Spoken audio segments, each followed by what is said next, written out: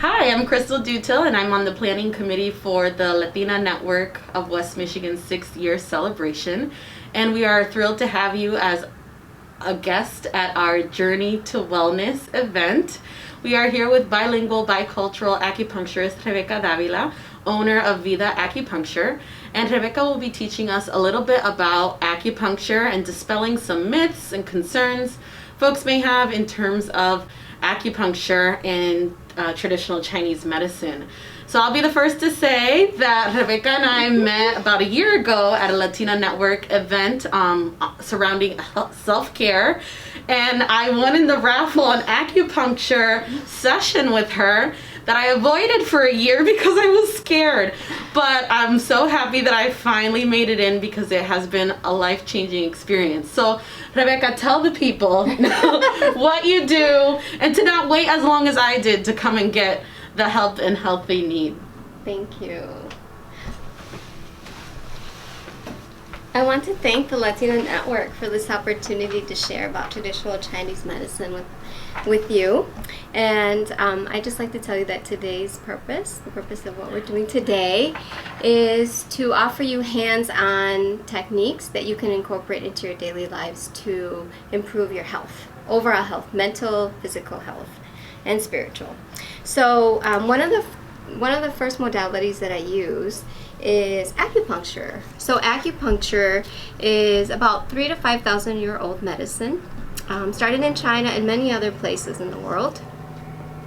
And what we use in acupuncture is these very thin steel needles, and I know that is like such a word that kind of scares people, right? But I want to tell you that they are hair thin, very flexible. Nothing is put into them. Nothing is taken out of your body when we put them in. There's no liquid going in or out, but they are life-changing. And so I only use them once, and the reason is by law that we can't reuse them. And their function is to create flow in the body. So they can be used to reduce pain, to nourish certain organs, to relieve anxiety, many uses for them. And you don't have to be scared because I always do one point to very first, time patients, and they say, did you put the point in? We use point so we don't get scared.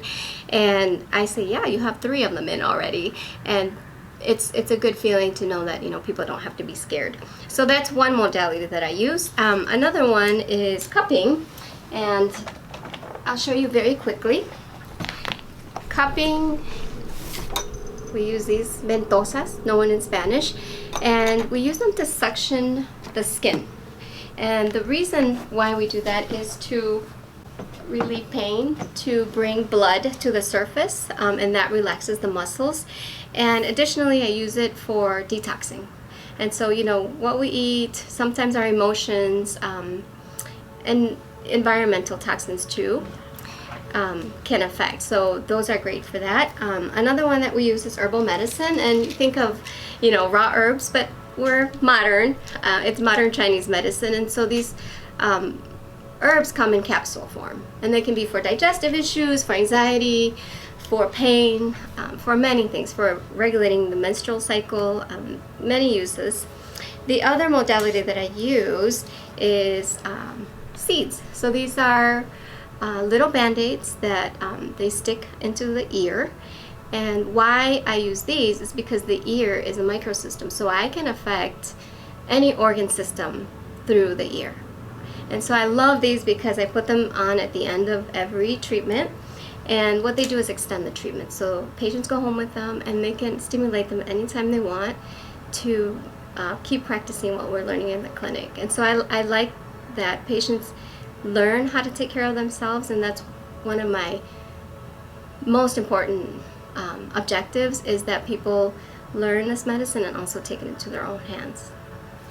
Another modality is Eastern nutrition that I'll talk a little bit more about, but when we think about what we eat, we take into account the environment, we take into account your own body type, so we're all very different body types, and Eastern nutrition takes a lot of different components into account, and even temperatures of the food, but I'll get into that later.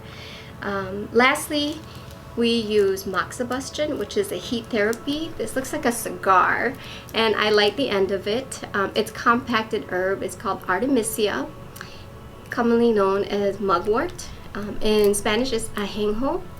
And this is wonderful on particular points to strengthen the body, to strengthen the immune system. It's great for arthritis and many kinds of pain. So this is one of my favorites. And I do teach patients how to use it, and they take it home. Lastly, I always look at the tongue. These days less so because usually we're wearing masks. But the tongue is also a microsystem, and I check 6 pulses. Very different than Western medicine, and the pulse says a lot about you. So that I teach you too, how to feel your own pulses. So let's talk about the immune system. So how can we have a healthy immune system? As I said before, like Chinese medicine does take the seasons into account. And so right now we're going into the metal season, which is fall, and it's the lung season. So a few things that I want you to keep in mind is we're getting less sun these days, so we want to make sure you're taking enough vitamin D. So vitamin D acts like a hormone. It's great for bone health, it's great for heart health, but it's also wonderful for building immunity. So I recommend, and this is higher than you might read if you Google it, about 4,000 in international units. And it's like usually a capsule that looks very much like an oily capsule. You can get it through food, but in the wintertime, in these parts, the Midwest, even if it's a very sunny day, you're not going to get the vitamin D that you need to metabolize in your skin. So the summertime, yes, it's okay not to do the supplement, but in the winter, I highly recommend it. As you all know, vitamin C is a big one. You can do that through food, or you can do that through a supplement. Echinacea is another supplement that I recommend. That one I recommend that you would start taking now, so that as we go to the winter months, you already have built up your immunity. And all these, the backdrop you might be thinking is COVID, right? Because that's what we're living right now. But in Chinese medicine, we want to strengthen the lung anyway during this time, no matter what viruses there are, because there always will be viruses. But if your system is strong, then either you'll get very lightly sick, or it will just go through you. So Echinacea is a wonderful one. For kids, I recommend elderberry. It's a syrup. You can take it in lozenges or syrup, but it's tasty, and it coats the throat in case someone does have sore throat, and that also builds the immune system. And that's what I use for my 5-year-old. Astragalus, I use that as a tincture. It's an herb that we use in Chinese medicine, but it's highly effective for building your immune system. And that one is also one that you don't take it once you're sick, you build it up. So this would be the time right now to start taking astragalus. One caveat, and please take this seriously, is that you cannot have high blood pressure and take that astragalus, okay? So if you don't have high blood pressure, go ahead. If you do, then you want to choose from the other ones that I just shared. Chinese herbs, as I mentioned, we have one that's called Yupingpinsang, and it's to build the immune system. That is something that I'm giving patients right now if they want to build their immune systems. And moxa, on particular points, and I can teach you which ones, and I can show you when we go into the treatment room, which points to use with that. Finally, a healthy gut, right? If you have a healthy gut, healthy biome, you will be that much stronger. So I recommend a probiotic, and more importantly, I recommend right now healthy foods such as stews. Right now we don't want to introduce too much cold into the body, so you can do raw foods, but make sure that it's balanced with very warming foods. Ginger tea is wonderful, cinnamon tea is wonderful. I always have a tea on hand, and patients get some tea on their way out or when they come in if they want. But yeah, being mindful that you eat foods that are going to warm this middle jiao. We call the earth element, the spleen and stomach. That's primordial because the earth element is the mother of the lung in Chinese medicine, which is the metal element. So if the mother is strong, then the child is strong, right? So that's, in a very nutshell, how to take care of your immune system. One other practice that I teach all my patients is how to very simply alkalize their body. So There's debate about this, but I still feel strongly that if you are more alkaline, you are going to be healthier versus being acidic. And one way to alkalize your body, every morning you squeeze a bit of lime or lemon juice into a warm glass of water. And even though it's acidic itself, once it metabolizes, it causes your body to become alkaline, which means that it's less prone to disease. You can read more about it. I just at least wanted to put that out there because it's something that I have patients practice. And actually, some people tout that it's good for weight loss and it has other benefits, but for me, it's that very basic thing to start off the day alkalizing yourself. Another practice that I want to share with you is the healing power of nature. So you can see, I'm very intentional about why these plants are here. I love plants, first of all, so I have that bias, but research shows that if you surround yourself with nature, such as this, it affects your mood. It affects even your immune system, right? And so there was research done on recent patients who had recent surgeries, and so they did control where some of them had like even just pictures of nature on the wall versus others that would just look out, but there was just cement. And the ones that were surrounded by either pictures of nature or plants or like that could look out to a garden actually healed faster. And so if you're not a plant person, it's okay. You can just have pictures of plants or pictures of landscapes. But for me, this is healing. And so just surrounding yourself with nature, taking walks outside. I'm going to include a link on earthing. It's a beautiful documentary on how contacting the ground directly changes our chemistry, and it can be healing. And I just have a quick story about a patient that came in and they went on a trip and they couldn't do their thing. They couldn't take pictures of trees. And so what they decided was go to a park, and she took her shoes off and she told her partner, take your shoes off. And the baby is 1 year old and they all took their shoes off. They went home that night and she couldn't believe it. The next morning they didn't get up till 10 a.m.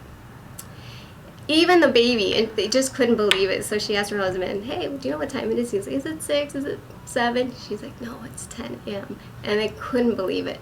So I recommend, when the weather's okay, that you touch the ground with your feet. I also just like take walks with our family. We do this regularly, and we might pick Echinacea, the seeds, so next year we can grow them. We love the ginkgo tree, and you can take the leaves off and make teas out of them. You dry them and then cook them. And so there's so many ways that we can incorporate nature and include our families as we do it. Finally, I want to share with you the importance of breath. So just as you sit here, pay attention to how deep it is, how shallow it is. As I'm talking really fast, I can feel that mine's a little shallow, right? So just as I'm talking, I'm becoming mindful that I need to breathe more deeply. And it oxygenates your body, your brain, helps you relax. Sometimes our shoulders are up like this when we're in meetings or just being busy. And so that's a homework for everybody, just to be mindful of your breath. And very lastly, how do we do this with our families, right? And so just drinking a tea, if your child sees you drinking a tea, it'll be normal for them. Offering healthy snacks, kind of letting them be aware, okay, how do you feel? So we don't in my family always say, no, you can't have that junk food, but I do say, how do you feel after you have that sweet treat? And he'll say, yeah, I feel a little tired, And so just becoming aware and having them tell you how they feel when they eat certain foods gets them to start thinking, wow, what I eat really does affect my body and affects my mind and affects my spirit. And it's not, something that's out there. It's something that we can do every day. So Pablo, my 5-year-old, says, okay, Mom, I'm going to have oatmeal, with fruit and nuts. But can I have a little sweet something afterwards? And, it's always a negotiation. So I just don't be too hard on yourself. Have grace. but always trying to incorporate fun things with health. And it's always way more fun if the whole family does it versus just one person, because then you can talk about things and then the kids will have ideas on how to improve it. And it just opens up a whole world of how we can live healthy. Thank you.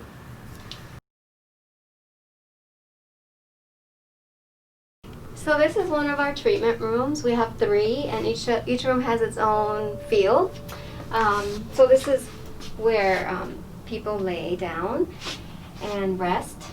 This is where we put the needles, and everything's sprayed down after each treatment. And we continue the theme of the plants. And we got feedback from patients that they got bored when they were laying down, so we put nice pictures up top, nature pictures too. So yeah, they're all pretty comfortable. The Latina Network has 2 gift certificates for Vida Acupuncture that we will be raffling off on Sunday at our brunch. Stay tuned to see if you are the lucky winner.